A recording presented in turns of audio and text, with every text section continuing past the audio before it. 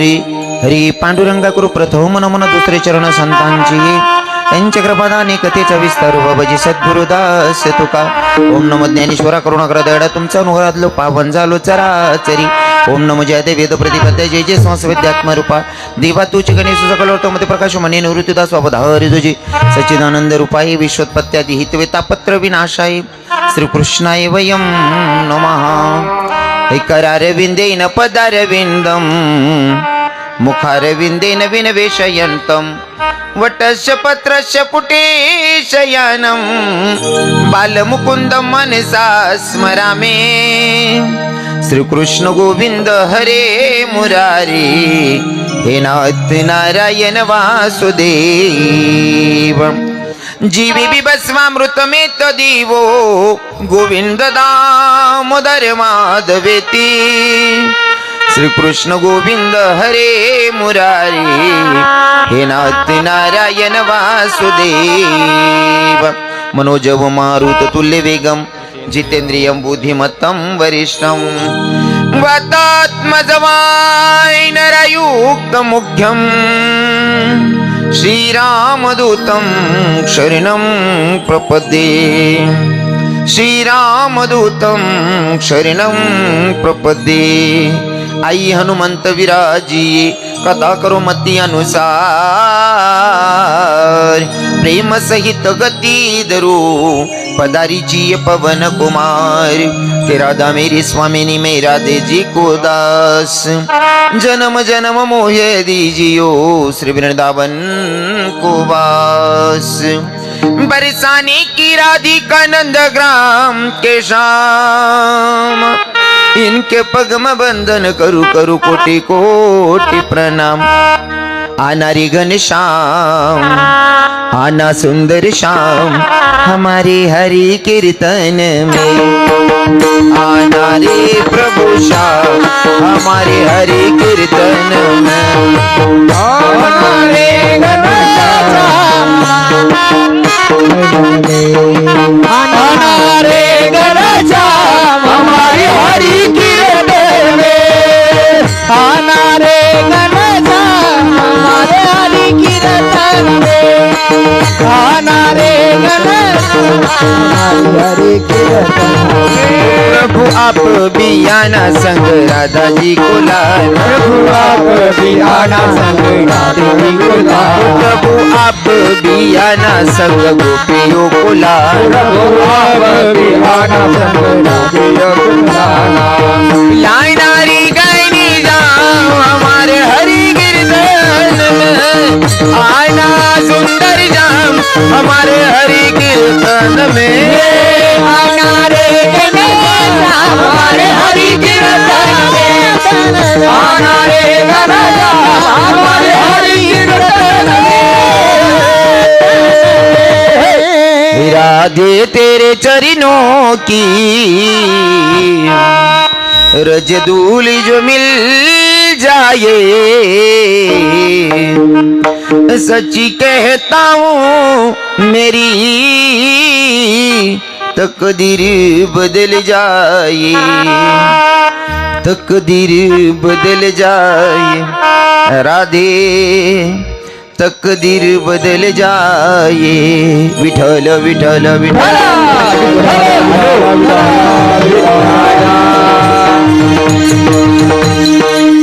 इथं बसलेले सगळे काना देशातले लोक आहात आणि काना देशामध्ये जर कीर्तन करायचं असेल तर मला आवर्जून सांगायला आवडतं मी प्रत्येक कीर्तनात काना देशात जर असेल तर मला आवर्जून सांगायला आवडतं कारण मी काना देशातला मुलगा आहे काना देशाचा सुपुत्र आहे म्हणून मला आवर्जून सांगायला आवडतं की भैया नारद महर्षींनी देवाला केलेला क्वेश्चन देवा जर मला तुमची भेट घ्यायची असेल तर तुम्ही कुठं भेटणार आहे का देवानं सांगितलं मला इकडे तिकडे शोधण्यापेक्षा जिथं माझे भक्त माझं गुणगान गातात तिथं माझी हजेरी असते मग फॉर एक्झाम्पल जेथे कीर्तनाची जागा तेथे पांडुरंग उभा किंवा माझे भक्त गाती देते नारद मी उभा देते नारद मी उभा देते नारद मी उभा देते माझे भक्त गाती देते नारद मी उभा देते नारद मी उभा देते नारद मी उभा देते माझे भक्त गाती देते नारद मी उभा देते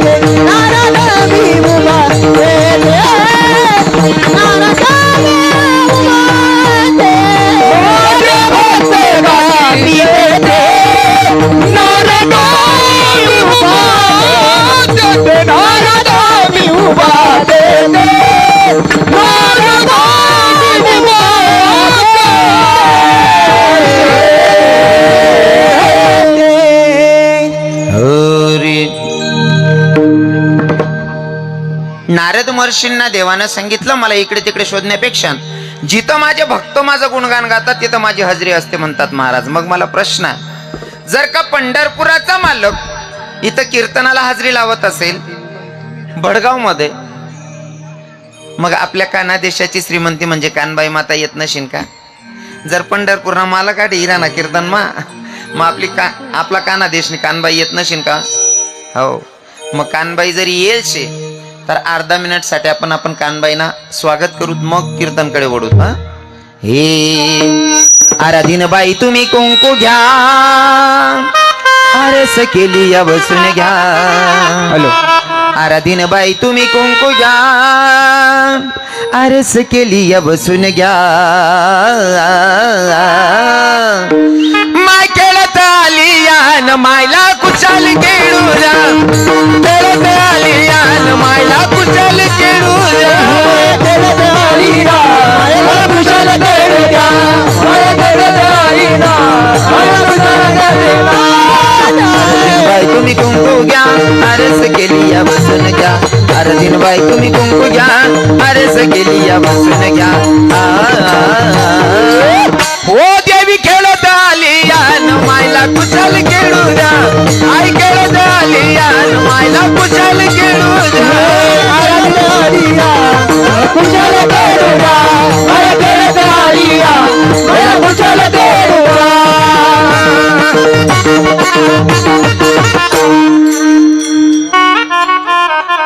हरी विठ्ठल विठ्ठल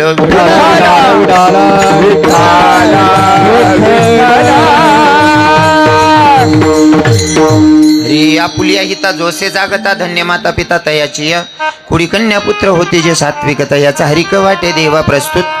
प्राप्त स्थळी प्राप्त प्रसंगी निवडलेला भंग जगद्गुरु जगदवंदनी संत सम्राट देवमान्य संत वारकरी संप्रदायाच्या कळसस्थानी शोभणारे तुकोबराय महाराज. आणि हो, तुकोबराय महाराजांचा 4 चरणाचा अभंग आज भगवंताच्या साधू संतांच्या आणि तुम्हा मातापित्यांच्या सेवेसाठी निवडला आहे. विठ्ठल विठ्ठल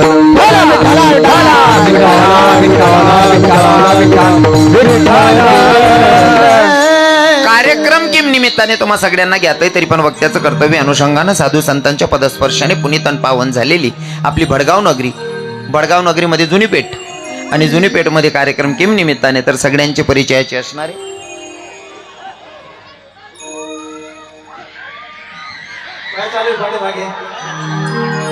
सर्वांचे परिचयाचे असणारे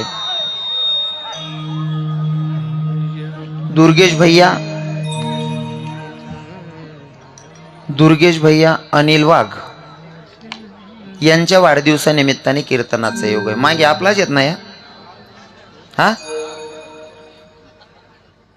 आतापर्यंत असं ऐकलं होतं दुसरा धर्मवालाच ना त्रास राहता, आपलाच किडा पाड राहणार यायले गर्त सांगितलंय जाऊन बहिणीसून. कारण ज्यांना कीर्तन मग तुम्ही येले तो पुरा नीचे ना खेळो पाडी की टाकी ना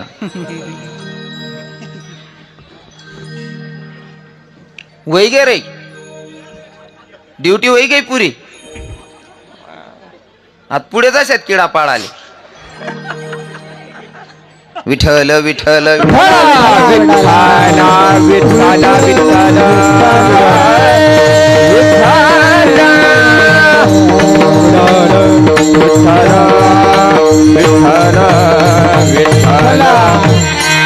ऐका, खरं तर जेव्हा मला दुर्गेश भैयांचा फोन आला कार्यक्रमाच्या साठी की आम्हाला रविकिरण बाबांचा कार्यक्रम पाहिजे, रुक्मिणी आई साहेबांना जर पती म्हणून कृष्ण भगवंत भेटले असतील, रुक्मिणी आई साहेबांचं पुण्य जरी असेल पण मध्यस्थी कोणीतरी असल्याशिवाय सक्का मामान पोर ना सांगे जर लगीन करणं होते मधमा मामा मावशी कोणले तरी टाकाशिवाय सक्का मामा पोर देत नाही. मग ते त्यान मायना साला ते भुऱ्यान तारीख लागाव होती, मग कोणतरी पाहिजे का नको. मध्यस्थी आमचे कुंदन बाबा आणि आमचे समाधान महाराज पवार मला कॉल केला, मला म्हटले महाराज काही झालं तुम्हाला कार्यक्रमाला यावं लागेल. आणि त्यांच्या अनुषंगानं मला तुम्हा मातापित्यांचं दर्शन घडलं. भडगावमध्ये मी काही नवीन नाही, भडगावमध्ये माझे भरपूर कार्यक्रम झालेले आहेत नाही का. इथं सगळेच माझे जीवाभावाचे लोक आहात. त्याच्यात माझे लहान भाऊ म्हणजे आमचे भैया दादा, आपले सोनू दादा असतील जे टाळ घेऊन उभे आहेत ते आमचे भैया साहेब. कीर्तनासाठी उपस्थित सगळे महाराज मंडळी, त्यात आमचे मोठे दादासाहेब रमेश महाराज टाकडीकर आहेत. आमचे महाराजांची चिरंजीव गायनाला साथ करतायत आमचे मृदंगाचार्य महाराज. सोबत आमचे कीर्तनकार महाराज पण आहेत. आर्गॉन वादक महाराज सागर दादा का? अच्छा, सागर दादा असतील. माझ्यावर नितांत प्रेम करणारे माझे मावसा पण आलेले आहेत. तसे तर अजून माझे दाजी आलेले आहेत. आमचे रथाचे सारथी आमचे भगवान चौगुले आलेले आहेत. भागाभागातून परिसरातून आलेले श्रोतेगण, मला सांगायला आनंद होतोय, इथं आज कीर्तनामध्ये आप्पासाहेब येणार होते. पण कसं असतं ना, जबाबदार व्यक्तीला सगळ्या जबाबदाऱ्या पार पाडाव्या लागतात. जसं जर सगळ्यांची मनं धरायची असतील तर कोणाचं एक मन धरण्यासाठी कोणीतरी एकाला थोडं समजून घ्यावं लागेल. मला आप्पासाहेबांचा कॉल आला, म्हणे बाबा तुमच्या कार्यक्रमाला मला ऐकायलाही आवडतं आणि ज्या लेकरानं कार्यक्रम ठेवलाय ते माझं लेकरू आहे, मला येणं खूप गरजेचं आहे. पण करू तर मी दुविधामध्ये आहे, करू तर काय करू. भाई काही काही गोष्टी अशा असतात, कहू तो कहा न जाए, ना कहू तो बाप कुत्ता खाए और कह दू तो माँ मर जाए. जो कहावत आहे ना, ती काही काही मोठे लोक अशा दुविधामध्ये फसतात आणि कुठंतरी त्या गोष्टी आपण समजून घ्यायला पाहिजे. कुठे दुर्गेश भैया? कहा पर दुर्गेश भाई? फरार इराणात का? हा, तर काय आप्पासाहेबच येणार होते. पण कसं आहे ना, तरी पण मला असं वाटतं की आप्पासाहेबांची जागा भरण्यासाठी त्यांचे चिरंजीव आमचे सुमित भैया आलेले आहेत. आणि सुमित भैया ही सवय करून घ्या बरं का. आता असं उठपय करायला नाही चालव, आपले ठाम राहणं पडेल. आणि तुमचा स्वभाव बघून मला असं वाटतं, कसं आहे ना, माझ्या नजरेमध्ये बरं का, माझ्या नजरेमध्ये तिकडे आमचे नामदार गुलाबराव पाटील साहेब आहेत आमदार, त्यांचे चिरंजीव प्रतापराव दादासाहेब. इकडे आमचे दादासाहेब भुसे, त्यांचे चिरंजीव आविष्कार भैया. आता तुम्ही म्हणजे आमदारांचे लेकरं पण कीर्तनाला बसतात तेव्हा स्वाभिमान वाटतो, अभिमान वाटतो या गोष्टी.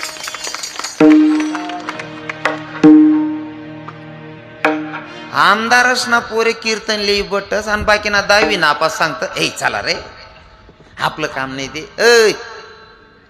10वी 12वी वाला सोन आटे डिग्र्या शिलगायचे टेलेत रे आम्ही. हा, आटे आमदारच ना पोरे कीर्तने ऐकतात, बाकीच पण काहीच राहत नाही. पण आवराव तसंच नाही, थोडं माफी. तुमले ते माहिती जे मी नीच जे बा असं बोलाले, पण तरी थोडं उघडं बोलस. कुठे गेले आमचे दनवडे साहेब? गेले का? हां, तर ऐका, आमदार खासदार आता कीर्तन ऐकतात, ही मनाची श्रीमंती आहे त्यांची. तुम्ही लोक कीर्तनाला येऊन बसले, धन्य माता पिता तयाची या. बाकीनाच पण काहीच राहत नाही, पण आवरावतात नाही. बाकीनाच पण फक्त 2 बांड्या बोळ्या बैले राहतस, मागणीनं गाडा राहते बी चाके कोणा, दांडा कोणा रास. हो, 2 शेंबड्या पोरेन 1 चिपटी बायको, यांवर काहीच राहत नाही, पण आवराव तसंच नाही. मग मला या गोष्टीचा स्वाभिमान आहे. माझे सुमित भैयांना आहे ना, कोणीतरी सांगितलं इकडे येऊन बसा, माझे दादा तिथं जाऊन बसले. अजून कोणी सांगितलं सुमित दादा तिकडे चला, तुम्ही जाता लय चल शब्दात चला, काय घेणं देणं नाही. आणि मला असं वाटतं आपणची जागा तुम्ही सांभाळशाल, तुमचा स्वभाव सांगतोय. आणि सुमित दादा तुम्ही मला पहिल्यांदा दिसताय, पण माणसाचा चेहरा बघून मला वाचण्याची सवय. माणूस हसमुख पाहिजे. आले तेव्हापासून त्यांच्या चेहऱ्यावर हास्य आहे. हो, आणि 8वी वातावरण तसंच शेपट्या माया बहिणी बठा काका बाबा असा मस्त हसत खेळत वातावरण बसले. बाकी ना असा दत्ता आपल्याकडे जसं त्याला बिगरी चाराना त्यांना बंगलाना 14 कट टाकेले. हो बाबा हास रे आप्पा, हसतो त्याला रोग नसतो. हा, माणसानं हसत खेळत. आता म्हणे माया बहिणी कितल्या खुश आहेत बिचाऱ्या, तिथले माहिती हाजरवी महाराज ना कीर्तने आज पुरा किडापाडी माहितो. असं हसत खेळत वातावरण राहिलं ना बेकार जमस माले. काय आहे माहिती का, आपलं तत्व आहे, कोरत राही ना का शेंगा सापडायला पाहिजे, मग सारा करायला चित लागस का बहिणी स्व. नाही ते बटा वावर पिरीने मुठभर शेंगा वो म्हणा बापरे, मी का उल गेल वावर मा बशी गई तू. असं वातावरण तयार राही ना का पैराल बक्कार जमस माले. दुर्गेश भैया मी माझ्या या व्यासपीठावरनं एकच सांगू इच्छितो, भगवंत तुमची जी पण इच्छा असेल, जी आकांक्षा असेल, ती माझी राधाराणी पूर्ण करेल, अशी राधाराणी चरणी मी मागणी मागेल. आणि भैयांना भेटल्याच्या नंतरही वाटलं,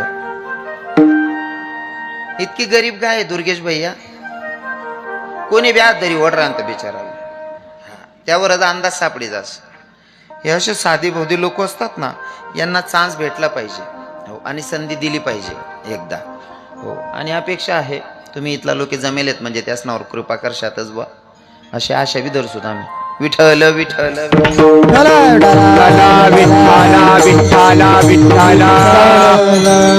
आमचे सगळे महाराज मंडळी, महाराज तुम्ही एकटे आले? अच्छा, सगळे आमचे महाराज मंडळी परिचित आहेत, सगळ्यांचा परिचय झालेला आहे. आलेले सगळे श्रोतेगण मान्यवर सगळे, प्रत्येकांची नावं घेणं काही शक्य होत नाही. साऊंड सिस्टीमवाले दादा, साऊंड सिस्टीम चांगली, आखो बडा होतो ना, तो बाळा दिजात, भगवान तुम न कल्याण करी. काय त्यावरच बडा केस आहे ना आमना. साऊंड सिस्टीम चांगली तर मग उभारी बन बोलस माणूस. भागाभागातून परिसरातून आलेले सगळे श्रोतेगण, भैया काही काम असेल तर तुम्ही जाऊ शकता. जय श्री राधे. विठ्ठल विठ्ठल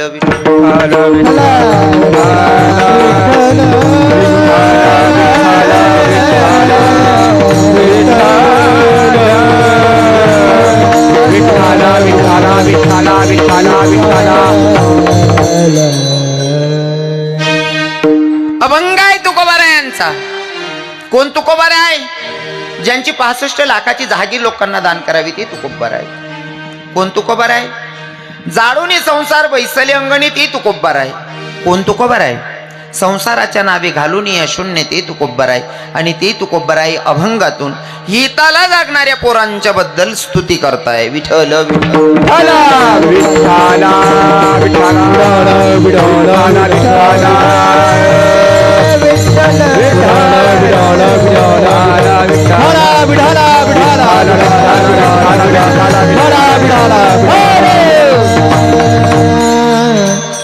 हिताला जागणाऱ्या पोरांच्या मायबापांबद्दल इथं स्तुती केली गेली तुकोबारा यांच्या मुखातून. पण मला सांगायला आवडेल, मुलगा जर कर्तबदार निघत असेल, मुलगी कर्तबदार जन्माला येत असेल, तर अशा लेकरांच्या मायबापाला संत धन्यता देतात.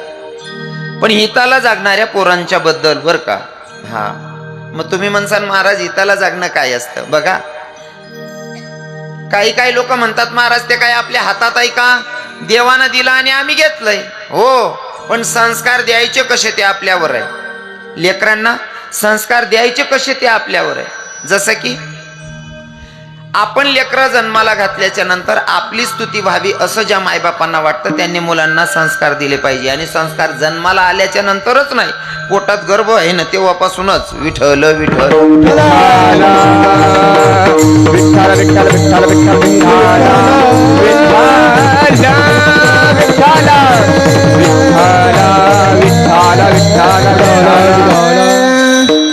धन्यता मायबापांना भेटते अशी पोरं जन्माला येणं. त्याच्यातलं पहिलं फॉर एक्झाम्पल, पहिलं उदाहरण, यज्ञ चालू होता बलिराजांचा. बलिराजांचा यज्ञ चालू या, आणि चालू यज्ञामध्ये वामन भगवंत भिक्षा मागण्यासाठी उभे येतात. भिक्षा मागण्यासाठी वामन भगवंत आलेले आहेत. बलिराजाच्या दरबारात आल्याच्या नंतर आवाज दिला, भिक्षाम दे. बलिराजाला आनंद, अरे आपला यज्ञ चालू आहे आणि चालू यज्ञामध्ये जर का भगवंत साधू जर का भिक्षा मागायला येत असतील, तर याच्यापेक्षा अजून मोठं भाग्य कोणतं असू शकतं. साधू माझ्या दारात भिक्षा मागता. दादा ऐका ना, साधू महात्म्यानं भिक्षाम दे म्हणल्याच्या नंतर बलिराजानं सांगावं, साधू बाबा मागा काय मागायचा? 3 पग भूमी चाहिए. 3 पावलं भूमी, बोलू नका महाराज. 3 पग भूमी चाहिए. 3 पावलं भूमी मागितली. 2 पावलांमध्ये तर पृथ्वी आकाश सगळं व्यापलं. 3रा पाय द्यायचा कुठं? 3रा पाय कुठं द्यायचा प्रश्न केला बलिराजाला. बलिराजानं सांगितलं, काळजी करू नका, मी शब्द दिलाय ना, दिलेल्या शब्दाला जागणार आहे. एक काम करा, ठेवा म्हणले माझ्या डोक्यावर पाय. बलिराजाच्या डोक्यावर पाय देण्यासाठी वामन भगवंत जात होते. तोपर्यंत बलिराजाचं पूर्ण परिवार उभं होतं. त्याच्यात खास करून बलिराजाची माय वामन भगवंताकडे बघत होती, डोळे भरून बघत होती. वामन भगवंत थरथर कापायला लागला. वामन भगवंत घाबरायला लागले. बलिराजाच्या मायनं सांगितलं देवाला, देवा अरे एवढा थरथरतोय कशाला, घाबरतोय कशाला? मी तुला इथं बद्दुआ द्यायला आलेली नाही या, मी तुला इथं शाप द्यायला आलेली नाही या, मी तुला इथं माझा स्वाभिमान सांगण्यासाठी आली या. आणि बलिराजाची माय स्वाभिमान सांगते, रे देवा मी तुला इथं बद्दुआ देत नाही रे, इथं तुला शाप द्यायला आलेली नाही या, मी आली आहे ना तर मी तुला इथं माझा स्वाभिमान सांगण्यासाठी आली आहे. आणि बलिराजाची माय स्वाभिमान सांगत असताना सांगते, अरे बली हुई सती नहीं गई विरोचन के साथ, बली हुई सती नहीं गई विरोचन के साथ, ऐसा पुत्र पैदा किया जो प्रभु पसारे हाथ. देवा मी अशा लेकराला जन्माला घातला, अरे तू स्वतः माझ्या लेकराच्या दारात भीक मागायला उभा, अशा पोराला मी जन्माला घातलंय आणि हा स्वाभिमान मी सांगण्यासाठी आली आहे. आणि मायबापांना स्वाभिमान वाटला पाहिजे, अशी लेकरं जन्माला घालायची पोरांनाही सांगावं वाटते. आपल्या मायबापांचं कॉलर ताट झालं पाहिजे आपल्याला बघून, असं जीवन जगायचं नाही का. बाकी पोरेसले ते मायबापाचे लाज वाटत हो म्हणा पोरे, आज सांगाने बडगाव म्हणत ना तसा, हा स्पेशल नागिनवाला, हा बहानड सुरत ना आठने बडगाव बारी गावे. हो तुम्हाला सांगतो, काही लोकांना बोलायचा राग येतो, पण मी सांगतो तुम्हाला, जर पोरं चांगले जन्माला घालायचे असतील तर त्याच्यासाठी मायबापांची कूक सुद्धा पवित्र असावी लागते महाराजजी. आईबापांची कूक पवित्र असावी लागते. दिवस गेल्याच्या नंतर आपण आहे ना विचार चांगले करायचे, चांगले विचार करायचे, चांगले लेकरं जन्माला येतात. हो तुम्हाला सांगतो, हिताला जागणाऱ्या पोरांच्या मायबापांची स्तुती माझे तुकोबाराय करतात. त्याच्यामध्ये आता समोरच पुतळा ठेवलेला आहे राजे छत्रपती शिवरायांचा. बसलेत राजे छत्रपती शिवराय इथं. ज्या शिवरायांना आपण पूजतोय ना, या शिवरायांना घडवणाऱ्या मायला अगोदर धन्यता जाते. कारण आजचा तरुण गाडीवर लिहितो, राजे पुन्हा जन्माला या, राजे तुमची धर्माला गरज आहे. भैया राजांना नक्कीच बोलवा, पण राजांना बोलवण्याच्या अगोदर गरज आहे ती जिजाऊ साहेबांची. तुम्ही म्हणसान महाराज असं का? राजे जेव्हा तुम्ही जन्माला आलात ना, राजे जेव्हा तुम्ही जन्माला आलात ना, तेव्हा एक जिजाऊ साहेब होती जी तुम्हाला पदर आड घालून दूध पाजत होती.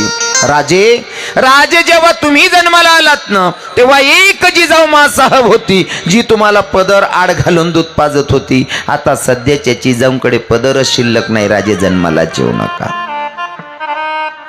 जडत जाईन थोडं लोकेशला म्हणा बोलणं.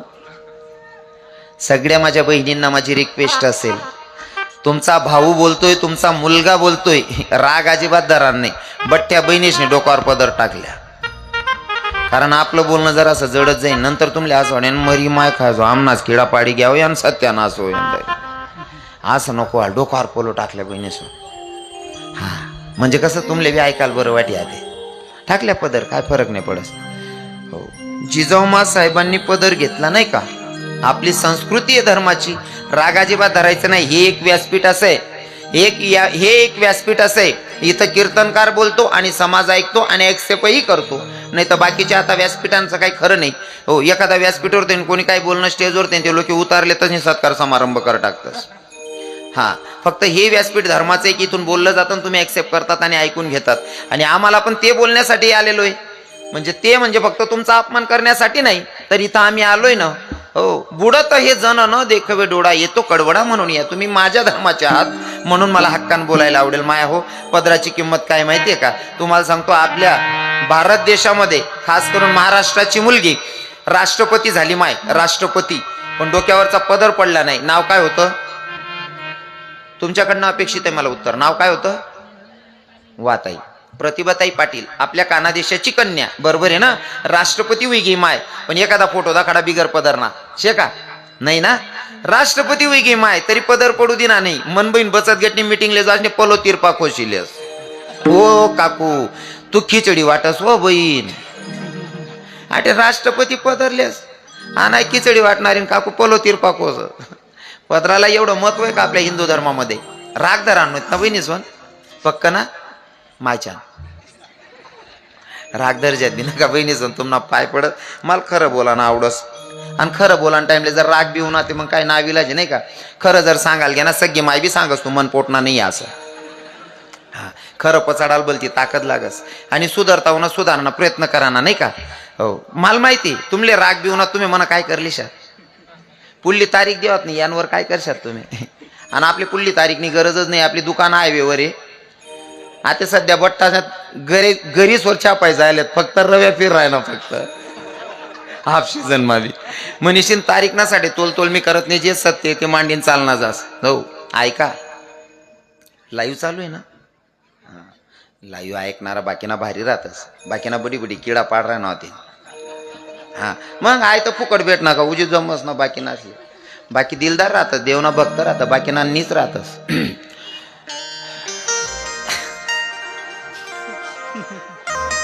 तुम्ही चालीस नाही आटलं गुण येले तुमले ऐकाना महत्व समजेन बाकी नाही गमी नाही राही ना बाकीना टाइमपास बने मोबाईल चेक करतं त्यामुळे ऐकतं नुसता किडा पाडतात आणि मी समजी जायले बोलताना सुद्धा तोलठीनेच बोलायला पाहिजे बाकी नसले असं वाटत मी एवढा मोठा महाराज नाही अशी उतारी का नाही मी डायरेक्ट असं बोललो ना अशी कमेंट्स करी ना असं लिख ना तू लिख रे पण जो लोके मला वाचीन सांगताना तो मी अंदाज असा लावस लिखी जोर आहे ना प्रोजेक्ट जरी इथलं खराब आहे ते कंपनी कितली खराब होईल असा अंदाज लावस मग